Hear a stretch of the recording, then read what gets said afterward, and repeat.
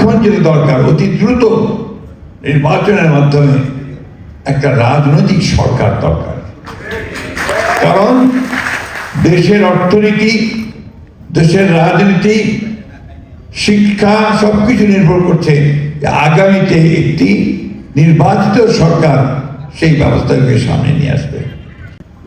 আজকে আমরা একটা সময় পার করছি, যে সময়টা আমাদের 15 বছরের একটা ফ্যাসিস্ট দানবের পাল্লায় পড়ে গোটা বাংলাদেশ তছনছ হয়ে গিয়েছিল। কিছু নেই, না আছে অর্থনীতি, না আছে আপনার রাজনীতি। এখন এই 1 বছরের মধ্যে আমরা আমাদের যে অন্তর্বর্তী সরকার আছে তাকে সহযোগিতা দিয়ে আর সহযোগিতা করে আমরা একটা জায়গায় আসার চেষ্টা করছি, একটা নির্বাচন যেন করা যায়।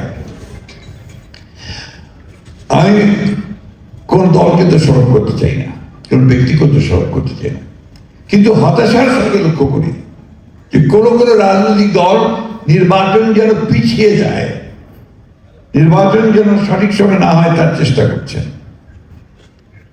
এটা ঠিক হচ্ছে না।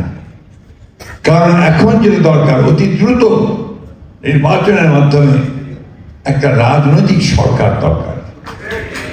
কারণ দেশের অর্থনীতি, দেশের রাজনীতি, শিক্ষা সবকিছু নির্ভর করছে আগামীতে একটি নির্বাচিত সরকার সেই ব্যবস্থাকে সামনে নিয়ে আসবে।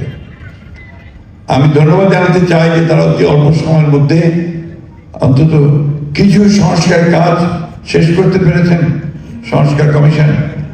কারণ এটা প্রয়োজন আছে, প্রয়োজন ছিল পরিবর্তনের।